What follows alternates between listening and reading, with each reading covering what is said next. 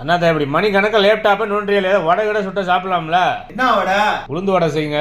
என்ன இருக்கு நம்ம கிட்ட? என்ன இருக்கு? மைதா மாவு தான் கிடக்கு. அந்த மைதா மாவு வச்சு உனக்கு பொசுன்னு உளுந்தா வடை பண்ணி தரேன். சவுக்கு சவுக்குன்னு இருக்கும். அது சவுக்குலாம் இருக்காது, நாக்குக்கு இழுவையா நல்லா ருசியா இருக்கா. மக்களே வீடியோ பாட்டு நீங்களும் அதே மாதிரி செஞ்சு சாப்பிட்டு சவுக்குன்னு இருக்கா என்னங்கிறத கமெண்ட்ல சொல்லுங்க. ஒரு கப்பு தயிர், புளிக்காத தயிராக இருக்கணும். ஒரு பிஞ்சு பேக்கிங் சோடா இல்லைனா ஆப்போ சோடான்னு சொல்லுவாங்க.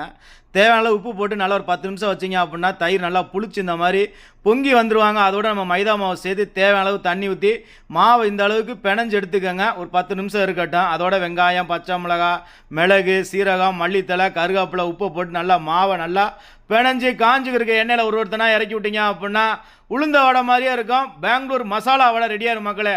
இது பெங்களூரில் சாப்பிட்டீங்க அப்படின்னா அதே மாதிரி இருக்கும். இது தமிழ்நாட்டில் போண்டான்னு சொல்லுவாங்க, பெங்களூரில் பகலாபாத் அப்படின்னு சொல்லுவாங்க. அருமையாக அட்டகாசமாக இருக்கும். சிம்பிளான ரெசிபி தான். மீண்டும்